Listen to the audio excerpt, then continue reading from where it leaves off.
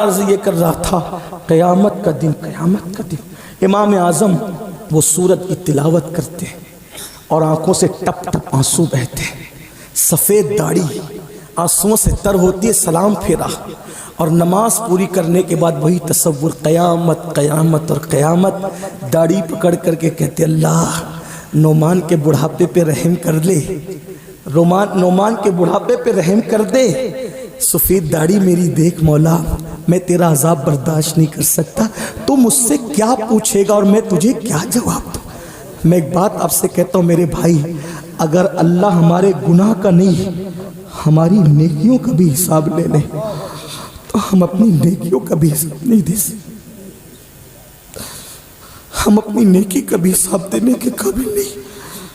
ہم گناہوں پہ کتنے دلیر ہو گئے، اپنی آخرت کے دشمن ہوئے۔ 61 قرآن ختم کرنے والا امام، 61 قرآن ختم، جس کو رسول اللہ نے امام فرمایا۔ داتا صاحب نے کشف المعجب میں لکھا میں نے خواب دیکھا کہ حضور کسی کو سہارا دے کر لے کر جا رہے ہیں، میں نے پوچھا آقا یہ کون ہے؟ تو کہا یہ تیرا امام ہے۔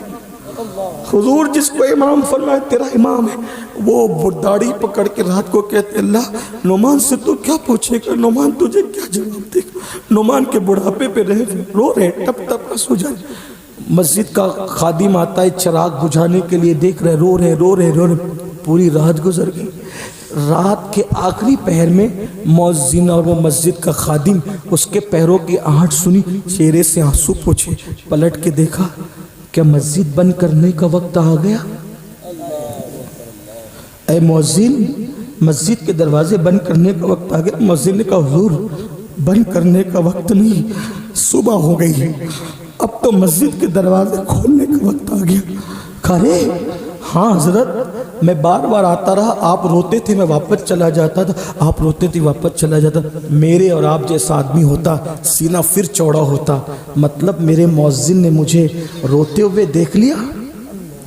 کتنا انسان آج کا گوار اور مکار ہے، نیکی کرتا ہے تو دکھا کے اور گناہ کرتا ہے تو چھپا کے۔ امام سے کہا امام مسجد بند کرنے کا نہیں بلکہ کھولنے کا وقت آ گیا۔ امام نے فرمایا تو نے میرا رونا دیکھ لیا؟ تو نے میرا رونا؟ ہاں دیکھ لیا۔ اللہ کی قسم دے کے کہتا ہوں جب تک میں زندہ رہوں یہ واقعہ کسی سے بیان مت کرنا، کیونکہ مجھے ڈر لگتا ہے اگر میری زندگی میں تو نے بیان کر دیا تو کئی قیامت کے دن یہ نہ کہا جائے کہ نعمان روتا میرے لیے تھا اور دوسروں کو بتا دیا کرتا تھا۔ یہ اللہ والے تھے، تب تک ہم بادشاہ تھے۔ آخری بات، بس آخری بات، گناہوں سے چھٹکارا پانا ہے۔ ایک تصور کرو اللہ دیکھ رہا ہے، اگر اس تصور کے ساتھ ایک گناہ چھوڑ دیا زندگی میں، ایک گناہ اس کا فائدہ کیا ہے؟ بس اسی پہ بات مکمل، اللہ دیکھ رہا ہے، ایک گناہ چھوڑ دیا۔ ایک حدیث ہے، علامہ ابن الجوزی کا تذکرہ ہمارے بھائی علامہ غفران صاحب بڑے خوبصورت پیرائے میں کر رہے تھے۔ علامہ ابن الجوزی نے اپنی کتاب میں لکھا اور بھی لوگوں نے لکھا، یہ حدیث بڑی مشہور ہے، اس کے راوی عبداللہ ابن عمر ہے۔ عبداللہ ابن عمر کہتے ہیں یہ واقعہ رسول اللہ کو اتنا پسند تھا، حضور کی پسند کا واقعہ بیان کر رہا ہوں۔ ایک بات اختتام پر، اب پوری تقریر یاد رہے نہ یاد رہے، یہ ایک بات یاد رکھنا، اس کو سن کر یاد کر کے جانا۔ عبداللہ ابن عمر کہتے ہیں حضور کو یہ واقعہ اتنا پسند تھا کہ حضور سے میں نے چھوٹی عمر کے باوجود کم سے کم 7 مرتبہ سنا، کم و بیش 7، یعنی حضور سے بچپنے میں 7 بار، تو بڑی عمر کے صحابہ نے کتنا سنا ہوگا۔ اس واقعے کا مفہوم یہ ہے کہ اللہ کے رسول علیہ السلام فرماتے بنی اسرائیل میں ایک جوان تھا، اس کا نام کفل تھا، اور کفل کو گناہ کی لت پڑی تھی، عادت پڑی تھی، گناہ میں لت پت تھا وہ۔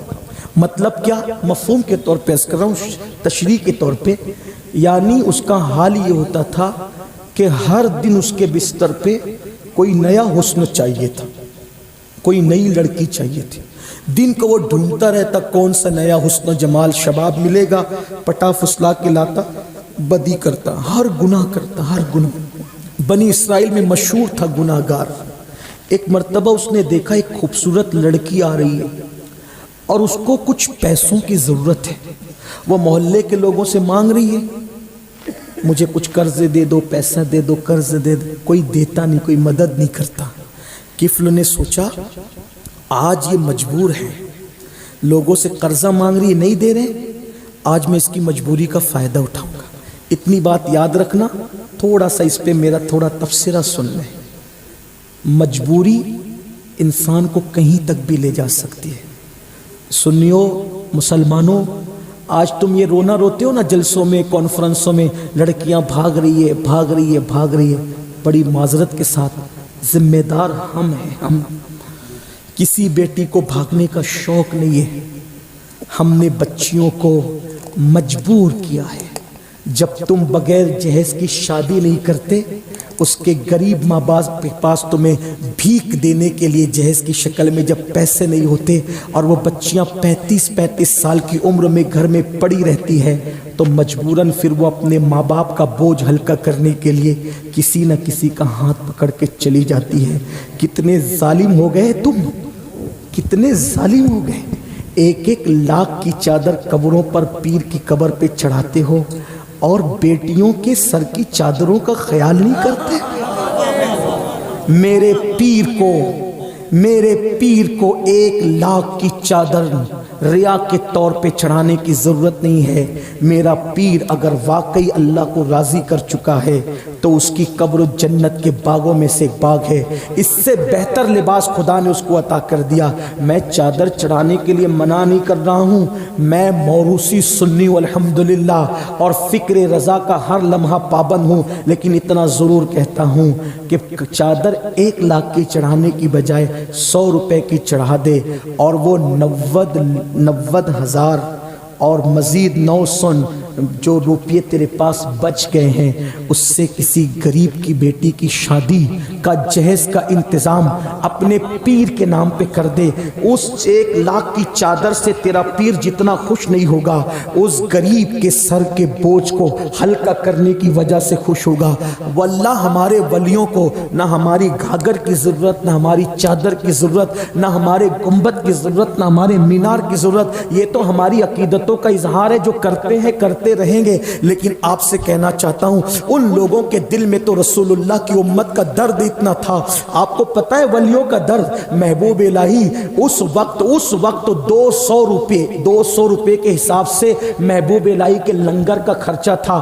بادشاہ نے سنا 200 روپے یہ خرچہ کرتے ہیں لنگر پہ، تو اپنے سپاہیوں کو کہا محمد احمد کے پاس، نظام الدین کے پاس تم جاتے ہو، اس کو چڑھاتے ہو نذرانے دے دے کر، اور وہ خرچہ کر کے لوگوں کو کھلاتے ہیں، اور وہ اپنی بھیڑ اکٹھا کرتے ہیں۔ آج کے بعد کوئی ان کو نذرانہ نہیں دے گا، بادشاہ کا کوئی آدمی وہاں نہیں جائے گا۔ میرے محبوب الہی سلطان المشائخ کو پاس بات پہنچی، کہا کہ بادشاہ کہتا ہے کہ ہمارے نذرانوں پر، ہمارے سپاہیوں کے نذرانوں پہ لنگر کھلا کے بھیڑ اکٹھا کرتے ہو۔ محبوب الہی نے فرمایا آج کے بعد لنگر کا خرچہ ڈبل کر دیا جائے، تاکہ اس بدبخت کو پتا چلے میں نذرانوں پر لنگر نہیں کرتا، خدا کی عطا پر کرتا ہوں۔ اور جب لنگر آپ کے سامنے جب سب کو کھلا کر آخری میں محبوب الہی کے آگے لا کے رکھا جاتا، تو لنگر دیکھ کر کے روتے، اور رو کے کہتے لے جاؤ۔ ہو سکتا ہے جمنا کے کنارے کوئی بھوکا انسان پڑا ہوگا، اگر وہ بھوکا پڑا اور میں نے کھا لیا تو قیامت میں اپنے نانا کو منہ کیا دکھاؤں گا؟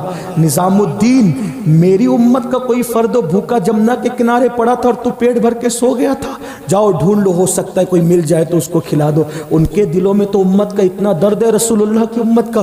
اگر تم ان حضور کی امت کے لیے کام کرو گے، ان کے لیے اسکولیں بناؤ گے، کالجز بناؤ گے، ہاسپٹلز بناؤ گے، آپ کو کہتا ہوں اپنے پیر کے نام پر اگر 10 لڑکوں کی فیس بھرنے کا ذمہ آپ لے لیں اسکول کی، اور غریبوں کے حوالے سے ان کو تعلیم یافتہ کرو، تو پھر کتنا بڑا کام ہوگا۔ یہ اللہ والے ہماری سوچ والے نہیں تھے، ان کی سوچ بڑی اعلیٰ تھی۔ یہ اپنے لیے نہیں میرے بھائی، وہ اوروں کے لیے، قوم کے لیے جیتے تھے۔ میرے آقا نے فرمایا جو بندہ صبح اس حال میں کرے کہ میری امت کی بھلائی کا منصوبہ نہ بنائے فلیس منا، وہ میری سوسائٹی کا ممبر نہیں ہے۔ اوروں کے لیے جینا سیکھو اور رسومات